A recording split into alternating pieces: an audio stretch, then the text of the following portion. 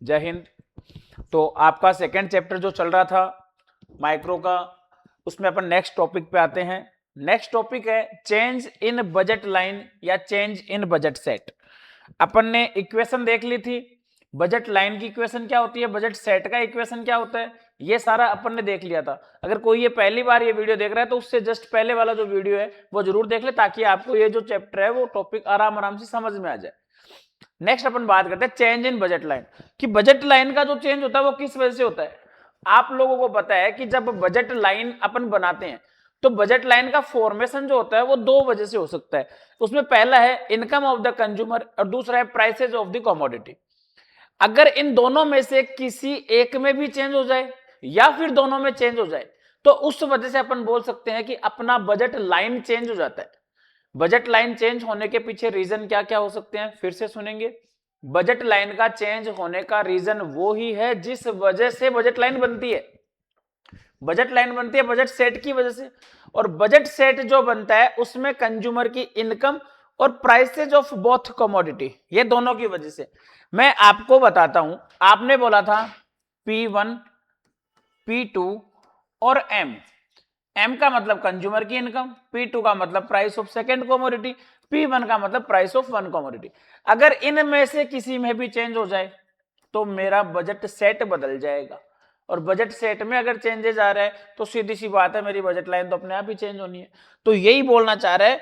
Next देखते हैं अपन क्या बोल रहे हैं, नोट्स की लैंग्वेज और पढ़ लेते हैं। When the prices of both commodity, prices of both commodity का मतलब P1 and P2, and income का मतलब M of the consumer changes, then the set of available bundles is also likely to change। मैंने यही बोला था अभी, यही डेफिनेशन में कवर कर रहा है। फिर है a budget set can be change when, फिर से वही चीज बोल रहे हैं, बस उसको अब अपन को प्रॉपर मैनर में समझाना चाह रहे हैं। अगर आपके एग्जाम में ये 3-4 नंबर का क्वेश्चन आता है तो आपको इस तरह से एग्जाम में करना होता है, उसकी तरीका भी मैं बता देता हूं। पहला बोल रहा है change in consumers income, consumer की इनकम में चेंज, और दूसरा है change in prices of both commodity. अब देखो कंज्यूमर की इनकम में चेंज बोल रहा है तो चेंज किसी भी चीज का अगर होता है तो दो ही तरीके से हो सकता है, या तो इनकम में इंक्रीज हो सकता है या इनकम में क्या हो सकता है, डिक्रीज हो सकता है। ये दो ही तो चीज हो सकती है। सेकंड पॉइंट क्या है, change in prices of both commodity, या फिर ये हो सकता है। अब पहला बोल रहा है इनकम के चेंज वाला टॉपिक देखते हैं क्या बोलना चाह रहा है। इनकम में चेंज का, इनकम में चेंज का किस तरह से देखते हैं देखो। तो सबसे पहला जो पॉइंट है उस पे आते हैं अपन, चेंज इन कंज्यूमर्स इनकम, कि कंज्यूमर की जो इनकम है वो किस तरह से बजट लाइन को या बजट सेट को चेंज करता है। इसमें अपन देखते हैं ये रहा इनकम, कंज्यूमर की इनकम का changes. Point number 1, consumers income can be change in 2 ways, दो तरीके से बदल सकती है, मैंने बताया था। पहला तरीका क्या है, इंक्रीज इन कंज्यूमर्स इनकम, और दूसरा तरीका क्या है, डिक्रीज इन कंज्यूमर्स इनकम। आपको एग्जाम में अगर 3 नंबर या 4 नंबर का क्वेश्चन पूछता है तो अगला आप लोगों से अगर 4 नंबर का देगा तो ये बोलेगा change in the consumers income, या what will be impact on budget line when consumers income changes, कि जब कंज्यूमर की इनकम चेंज हो जाती है तो बजट लाइन पे क्या इंपैक्ट पड़ेगा, उसको आपको explain with the help of diagram, इसको डायग्राम से समझाना पड़ेगा। तो ये चीज अपन को यहाँ पे क्लियर कर रहे हैं। तो सबसे पहले पॉइंट नंबर 1 को एक्सप्लेन करिए, ये आपको एग्जाम में लिखने का पूरा प्रॉपर तरीका है। ये क्वेश्चन पूछ लिया, इसका आंसर आप इस तरीके से दोगे, दो तरीके से होता है, पहले को एक्सप्लेन करना, इसका डायग्राम समझाना है। जैसा नोट्स में दिया हो वैसा अगर आप एग्जाम में करके आते हो तो आप लोगों की कोई दिक्कत नहीं आएगी। क्लियर है। नेक्स्ट अपन देखते हैं, इंक्रीज इन कंज्यूमर्स इनकम बोल रहे हैं if the prices of both commodity remain constant. देखो भैया, अगर इनकम में चेंज कर रहे हो ना तो अपन को दोनों गुड्स की प्राइस कांस्टेंट रखनी पड़ेगी, ठीक है, जिससे आपकी बजट लाइन पे जो इंपैक्ट है वो प्रॉपर मैनर में दिख पाएगा। Only income of consumer increases then a consumer can purchase more quantity of both goods, so the budget line will parallel shift to rightward। देखो भैया क्या बोल रहे हैं, इस चीज को अपन देखते हैं, इस चीज को अपन देखते हैं कैसे, यहां से थोड़ा सा समझते हैं। ये बोल रहा है ये एक्स एक्सिस है, ये वाई एक्सिस है। यहां पे अपन ने गुड 2 को शो किया, यहां पे गुड 1 को शो किया, कोई दिक्कत नहीं है, चाहे यहां पे 1 को शो कर दो चाहे यहां पे 2 को शो कर दो। आपकी जो बजट लाइन है वो ये वाली है, आपकी बजट लाइन ये है। देखो क्या बोलती है बजट लाइन, ध्यान से सुनना। यहां पे मैं बोलूं P1M और इसको मैं बोलूं P2M। अब बोल रहा है इनकम में चेंज हो रहा है, तो prices of both commodity remain constant. Income क्या इंक्रीज होना, अगर मेरी इनकम इंक्रीज हो रही है तो दोनों गुड्स की जो डिमांडेड क्वांटिटी है वो क्या हो जाएगी, इंक्रीज हो जाएगी। तो ये जो बजट लाइन है, ये budget line right word parallel shift हो जाएगी, ये budget line right word parallel shift हो जाएगी। यहां पे दोनों गुड्स की क्वांटिटी जो होती है वो ज्यादा परचेज करेगा, क्योंकि इनकम मान लो पहले कंज्यूमर की इनकम 100 रुपए थी, अब इंक्रीज होकर कितनी हो गई 200। तो कंज्यूमर पहले के कंपेरेटिवली दोनों ही प्रोडक्ट की क्वांटिटी को क्या करेगा, ज्यादा परचेज करेगा। इस वजह से आपका राइट वर्ड शिफ्ट होता है, ठीक है। और अगर इसे मैं बोलूंगा, अगला डायग्राम यही बता देता हूं कि कंज्यूमर की इनकम डिक्रीज हो जाए, तो पहला अपना पोर्शन क्या है, इंक्रीज इन कंज्यूमर्स इनकम, दूसरा आएगा decrease in consumers income. Same लाइनें लिखनी होती है कि प्राइस दोनों गुड्स की कांस्टेंट रहेगी, कंज्यूमर की इनकम अगर डिक्रीज हो जाती है तो कंज्यूमर पहले के कंपैरेटिवली लेस क्वांटिटी परचेज करेगा, कंज्यूमर लेस क्वांटिटी परचेज करेगा। तो बजट लाइन पे क्या इंपैक्ट आएगा, बजट लाइन क्या होगी, इनवर्ड या लेफ्टवर्ड पैरेलल शिफ्ट हो जाएगी। पैरेलल शिफ्ट होगी भैया, पैरेलल का मतलब होता है ये देखो समांतर।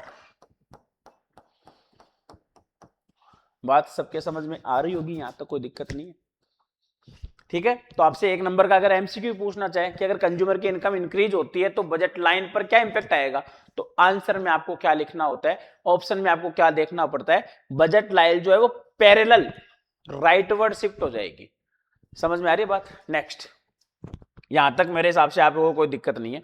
नेक्स्ट अपन देखते हैं, यही चीज यहां पे समझाई हुई है, इसका डायग्राम जो बना रखा है वो मैंने अभी जो समझाया था वही है, देखो ये रहा, इसका डायग्राम समझ लेते हैं। अभी जो मैंने समझाया था डायग्राम, सेम डायग्राम की बात कर रहे हैं, ये आपको एग्जाम में लिखना होता है। देखो भैया, ये है MP1, ये है MP2। जैसे ही कंज्यूमर की इनकम इंक्रीज हुई तो कंज्यूमर पहले की कंपैरेटिवली अब ज्यादा क्वांटिटी दोनों गुड्स की परचेज कर पा रहे हैं, तो ये जो लाइन है वो पैरेलल राइटवर्ड शिफ्ट हो जाएगी, पैरेलल शिफ्ट हो जाएगी, ठीक है ना। तो यही चीज यहां पे शो करी हुई है, देखते हैं। अब देखते हैं, इसका एक्सप्लेनेशन दे रखा है, इसका एक्सप्लेनेशन डाल रखा है, देखो क्या है, बोल रहा है the slope of new budget line, the slope of new budget line. New budget line का स्लोप कैसा हो जाएगा, अरे न्यू बजट लाइन का स्लोप जो होता है वो सेम रहेगा भैया। ये लाइन पहले ऐसी थी, अब यहां से शिफ्ट होकर यहां आ गई, तो इसके स्लोप में तो कोई चेंजेस नहीं आएगा। तो क्या लिख रखा है, the slope of new budget line remain same as old budget line, कोई दिक्कत ही नहीं है। New equation of budget set, अब क्या इक्वेशन बन जाएगा, x1 p1 plus x2 p2 less equal m dash. m dash क्यों लगाया, क्योंकि भैया मेरी इनकम चेंज हुई थी, इनकम में चेंज होने को मैंने किससे डिनोट कर दिया, m डैश से चेंज कर दिया, ठीक है ना। तो मेरी जो इनकम को वह जो नया सेट है वो मैंने ये इक्वेशन बना दिया, यहां तक कोई दिक्कत नहीं आ रही है। फिर बोला new equation of budget line, ये तो बजट सेट का था, मैंने बताया था बजट लाइन का जब कभी भी इक्वेशन आएगा ना तो उसमें बीच में क्या आएगा, इक्वल आएगा, ये मैंने आपको पिछले वीडियो में बताया था, ठीक है। तो ये आपका हो गया यहां पर, तो ये वाला तो हो गया इंक्रीज का। जो सिस्टम इंक्रीज वाले में अपन ने फॉलो किया है सेम की सेम, उसका जस्ट ऑपोजिट, बस केवल इंक्रीज की जगह डिक्रीज वर्ड डालना है, बाकी सारा का सारा सिस्टम वैसा का वैसा ही रहेगा भैया। आप आराम से इजीली कवर कर सकते हो, कोई दिक्कत नहीं है, आराम से डायग्राम भी बना सकते हो। और लाइन देखो क्या लिखा हुआ है, decrease in consumers income if prices of both commodity remain constant, दोनों गुड्स की प्राइस कांस्टेंट रहनी चाहिए। और क्या बोल रहे हैं, only income of consumer decreases, अगर कंज्यूमर की इनकम गिरती है तो भैया क्या होगा, consumer can purchase less quantity, तो लेस क्वांटिटी परचेज करेगा और both goods, so the budget line will parallel shift to the leftward. तो ये लेफ्टवर्ड देखो, ये लेफ्टवर्ड शिफ्ट हो जाएगा, एम पहले ये था तो एम डैश हो जाएगा, जिसमें चेंज आ रहा है उसके ऊपर डैश लगा दो। इसका मतलब ये चेंज को शो कर रहा है, जो भी एम के ऊपर डैश लग रहा है किसको शो कर रहा है, चेंज को शो कर रहा है। ठीक है, तो पैरेलल लेफ्टवर्ड, अगर 1 नंबर का भी क्वेश्चन आता है तो आप ये कर सकते हो, अगर 3 नंबर 4 नंबर का आता है तो भी आप ये कर सकते हो। यहां तक किसी को कोई दिक्कत है क्या? ये वाला हो गया, आगे देखते हैं क्या बोल रहे। ये तो गया इनकम के चेंज का। अब आपको पता है इनकम की वजह से चेंज होता है, फिर दूसरा किसकी वजह से चेंज होता होगा, इक्वेशन वही चीजें आएगी भैया इक्वेशन में। मैं एक बार बता देता हूं आपको, सेम चीजें ही है। New equation of budget line, budget line का है तो भैया इक्वल आएगा, नया इक्वेशन है तो एम डैश लग जाएगा उस पर, और new equation of budget set क्या होगा, एम डैश के साथ आएगा बट लेस और इक्वल के साथ आएगा। ये मैंने सारी की सारी अच्छे से आपको कवर करवाई हुई है, बताई हुई है बातें। ठीक है, फिर भी अगर किसी को दिक्कत आती है तो आप मेरे से पूछ सकते हो। ठीक है, यहाँ पे फिजिकली कोचिंग में आके आप लोग कभी भी इस चीज के ऊपर डाउट है वो क्लियर कर सकते हो। नेक्स्ट, ये हो गया भैया आपका इनकम वाला। अब इनकम के बाद में अपना प्राइस का आएगा, नीचे इससे रिलेटेड कोई जो बातें लिख रखी है वो अपन को आता है। क्या बोल रहा है, the slope of new budget line remains same unchange as old budget line. तो भैया स्लोप में कोई फर्क नहीं पड़ेगा, चाहे इंक्रीज हो चाहे डिक्रीज हो, न्यू बजट लाइन का स्लोप वैसा ही रहेगा जैसा पहले वाले का है। ठीक है, अब दूसरा पोर्शन क्या है अपना, change in prices of both commodity. देखो बड़ा सिंपल सा ही मामला है, फटाफट देख लेते हैं, इसमें कोई ज्यादा दिक्कत वाला मामला नहीं है। क्या बोल रहे हैं, change in price of commodity first, और फिर है change in price of commodity second. First और सेकंड, फर्स्ट को अपन ने किस पे शो किया था, एक्स एक्सिस पे, और सेकंड को किस पे शो किया था, वाई एक्सिस पे। तो बोल रहा है change in price of commodity 1, तो कमोडिटी 1 में प्राइस में अगर चेंज होगा तो प्राइस में चेंज दो तरीके से हो सकता है, या तो प्राइस इंक्रीज हो सकती है या फिर प्राइस क्या हो सकती है, डिक्रीज हो सकती है। फिर क्या बोल रहा है, इसकी भी क्या हो सकती है, प्राइस या तो इंक्रीज हो सकती है या फिर प्राइस क्या हो सकती है, डिक्रीज हो सकती है। ये आपका change in price of commodity first and second का है। अब इसको सेपरेटली अलग अलग बता रखा है। देखो change in price of commodity 1, इसमें पहला बता रखा है increase in price of commodity 1, मतलब चेंज दो तरीके से होगा, इंक्रीज और डिक्रीज। तो पहले इंक्रीज, इसका एक्सप्लेनेशन प्लस इसका डायग्राम, और इसके जो बजट सेट का इक्वेशन है वो शो करेगा। बहुत आसान से, फटाफट देखते हैं इसको। तो पहले अपन इसको थोड़ा सा ऊपर कर लेते हैं नोट्स में, फिर अपन इसके ऊपर बात कर लेते हैं। तो पहले कौन सा पढ़ा रहा हूं मैं, increase in price of commodity 1। ये रहा भैया, आप लोग देखते हैं, साथ में आपके पास नोट्स होगा। अगर नोट्स किसी के पास अवेलेबल नहीं है तो आप मेरे से यहाँ पे कोचिंग में आके संपर्क कर लें, आपको नोट्स मिल जाएंगे भैया। ठीक है, नेक्स्ट पढ़ते हैं इसको। Increase in commodity first, price में है ना, if consumers income and price of commodity 2 remain constant. अब किस में चेंज हो रहा है, केवल और केवल कोमोडिटी फर्स्ट की प्राइस में चेंज हो रहा है, बाकी की चीजें क्या रहेगी, कांस्टेंट। बाकी कौन सी चीजें बच गई, एक तो इनकम बच गई और एक प्राइस ऑफ सेकंड गुड्स बच गया अपने पास में। इनको क्या रखना है अपन को, कांस्टेंट रखना है। And only price of commodity first increases, अगर केवल और केवल price of commodity first increases, then the consumer can afford to purchase less quantity of commodity 1, so the budget line becomes steeper and pivot inward around the vertical intercept। देखो क्या बोल दिया इसने, अपन इसको समझते हैं क्या बोलना चाह रहा है ये। देखो भैया, पहले इसको आराम से समझेंगे तो आपको इजीली समझ में आएगा। ये एक्स एक्सिस है, ये वाई एक्सिस है। यहां पे मैंने गुड 1 की प्राइस शो की थी, यहां पे गुड 2 मतलब P2 शो किया था। मेरी बजट लाइन ये थी, इस प्राइस पर और इस इनकम पर मैं इतनी क्वांटिटी परचेज कर रहा हूं। अब बोल रहे हैं इस प्रोडक्ट की प्राइस, मान लो यहां पे एप्पल है, अब बोल रहा है एप्पल की प्राइस बढ़ गई, तो मुझे एक बात बताओ, एप्पल की प्राइस अगर इंक्रीज होगी तो पहले आप इतनी क्वांटिटी परचेज करते थे, अब आप ज्यादा क्वांटिटी परचेज करोगे कि कम क्वांटिटी परचेज करोगे? कम क्वांटिटी पड़ेगी। क्यों? लॉ ऑफ डिमांड बोलता है प्राइस एंड क्वांटिटी के बीच में कैसा रिलेशन होता है? नेगेटिव रिलेशन होता है। लॉ ऑफ डिमांड बोलता है, इसी चैप्टर में आगे बात करेंगे, प्राइस एंड क्वांटिटी के बीच में कैसा रिलेशन होता है? नेगेटिव रिलेशन होता है। तो अगर किसी प्रोडक्ट की प्राइस इंक्रीज होगी तो उसकी डिमांडेड क्वांटिटी जो है वो क्या होगी? डिक्रीज होगी। तो डिक्रीज होगी तो बजट लाइन जो है वो मेरी इस साइड से इस साइड आ जाएगी, कम क्वांटिटी परचेज करेगा। यही तो लिखा है, consumer can afford less quantity of commodity one. कारण है प्राइस बढ़ गया ना इसका, तो यहां पे क्या हो जाएगा? P1M, P के ऊपर डैश लग जाएगा। तो ये inward pivot around the x axis, इसकी साइड ये जो ओरिजिन वाला पॉइंट है इनसाइड, तो ये केवल और केवल यहां से चेंज नहीं होगा, जिस प्रोडक्ट की क्वांटिटी में चेंजेस हो रहा है उस साइड से ये बजट लाइन जो है वो चेंज होगी। ठीक है ना? तो उसको बोलते हैं इनवर्ड। इसी में साथ में बता रहा हूं मैं, आगे आएगा ये डिक्रीज वाला। अगर इसकी प्राइस डिक्रीज हो जाए मान लो एप्पल की, तो कंज्यूमर क्या करेगा? पहले के कंपैरेटिवली ज्यादा क्वांटिटी परचेज कर पाएगा, तो वो क्या करेगा? ये इस तरह से इसकी क्वांटिटी इधर से। इसने बोला become steeper, budget line become steeper. Steeper का मतलब ये वाला।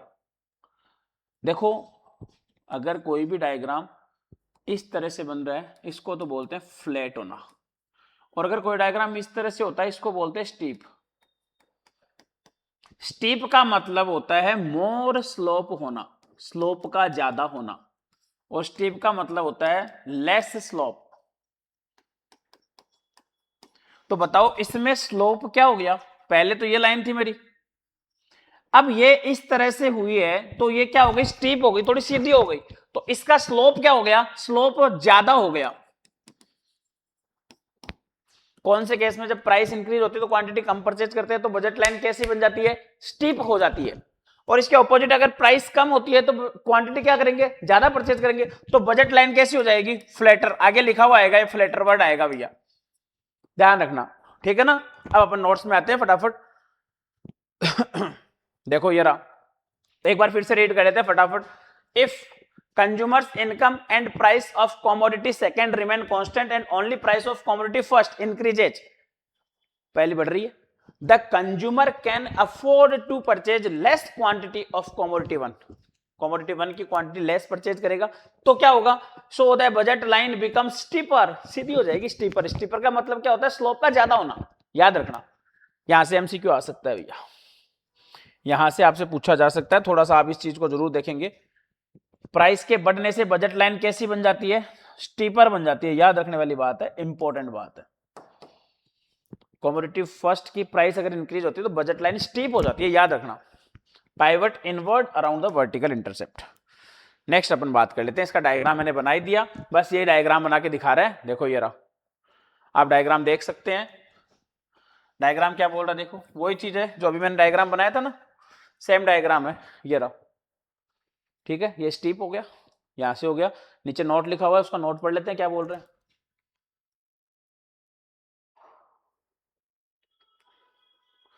नोट में देखो क्या बोल रहे हैं, the slope of new budget line in increases. Budget line का स्लोप क्या हो जाता है? इंक्रीज हो जाता है। अरे भैया स्लोप इंक्रीज होगा, समझ में नहीं आ रहा क्या? देखो स्लोप इंक्रीज हो गई, स्टीप होने का मतलब है स्लोप का ज्यादा हो जाना। नेक्स्ट है इसका सेकेंड पोर्शन और बता दिया इसने, देखो decrease in price of commodity one. अब इसका सेकेंड वाला पोर्शन है जो मैंने अभी आपको बोर्ड पे बताया था, यहाँ पे देखो ये वाला बता रहा है। तो इस चीज को भी अपन यहां से समझ लेंगे। ठीक है, इफ द प्राइसेज, क्या लिखा हुआ देखो, if the consumers income and price of commodity second remain constant. ये मैंने बता दिया, आपका रिवीजन सा ही चल रहा है, मैं आपको इस चीज को स्पीडली करवा रहा हूं क्योंकि ये चीजें मैंने आपको बहुत अच्छे से एक्सप्लेन कर दी है। तो आपको केवल लर्न करना है और एग्जाम में इसको करना कैसे वो तरीका देखना है बस। Income and price of commodity second remain constant and only price of commodity first decreases. देखो भैया अगर प्राइस डिक्रीज होगी तो क्या होगा? Then the consumer can afford to purchase more quantity. Opposite relation हो गया ना, डिक्रीज होगी तो क्वांटिटी ज्यादा परचेज करेगा। तो इससे क्या होगा? सो the budget line becomes flatter. ये एमसीक्यू है। मैंने वहां पे स्टीपर का एमसीक्यू बताया था। स्टीपर कब होगा? जब प्राइस इंक्रीज होगी तो बजट लाइन कैसी बनेगी? स्टीपर। और प्राइस डिक्रीज होगी तो बजट लाइन कैसी बनेगी? फ्लैटर। फ्लैट होने का मतलब है लेस स्लोप। स्लोप कैसा हो जाता है? कम हो जाता है। फिर है आउटवर्ड वर्टिकल इंटरसेप्ट। ये हो गया भैया।